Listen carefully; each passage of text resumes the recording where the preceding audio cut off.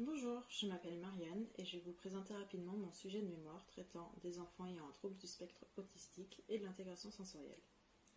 Durant mon stage en Corse, que j'ai effectué en deuxième année dans un cabinet libéral, j'ai pu observer l'utilisation de l'intégration sensorielle grâce à mes tutrices qui étaient formées à cette pratique.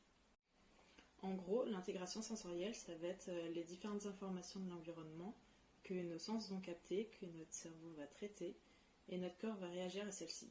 Ça va se représenter sous forme de gestes, sous forme d'interaction, de comportement. Et quand un trouble de cette interaction va être présent, eh bien les comportements vont être biaisés et les réponses aux stimuli ne vont pas forcément être cohérents avec ou adaptés. Et cette difficulté d'intégration, elle est présente chez de nombreuses personnes présentant un trouble du spectre de l'autisme. Le trouble du spectre autistique, ou TSA, est actuellement classé parmi les troubles neurodéveloppementaux qui engendrent de nombreuses particularités dans le fonctionnement futur de la personne, que ce soit au niveau des relations sociales, au niveau de la communication ou encore des comportements. Et ces conditions sont généralement présentes dès le plus jeune âge. Les troubles autistiques vont impacter presque toute la vie quotidienne, que ce soit au niveau des interactions sociales, des ressentis, de la manière de jouer, de s'exprimer. Et dans l'environnement qui est actuellement le nôtre, ces personnes vont donc rencontrer de nombreuses limitations d'activité.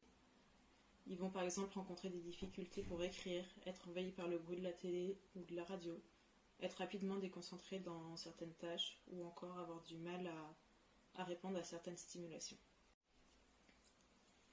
Lors des séances au cabinet d'ergothérapie, on servait d'une structure sensorielle pour que les sens de l'enfant, donc la vision, le toucher, le système vestibulaire ou proprioceptif, ils soient stimulés et donc réussir à faire comprendre à leur corps comment y réagir.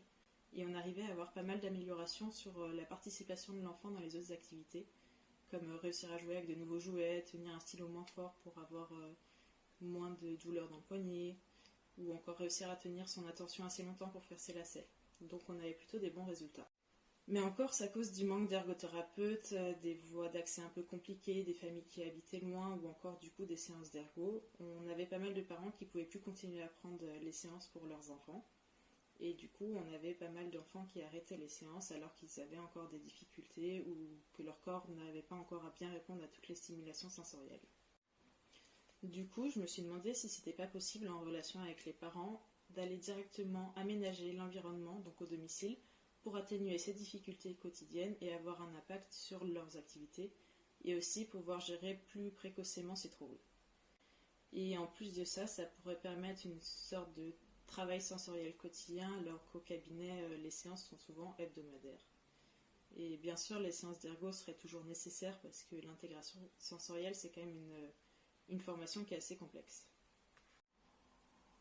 Donc au final, toutes ces réflexions et toutes les questions, elles m'ont amené à ma problématique qui est donc est-ce que l'utilisation de l'intégration sensorielle et l'aménagement de l'environnement à domicile peut améliorer la performance occupationnelle des enfants atteints d'un trouble du spectre autistique.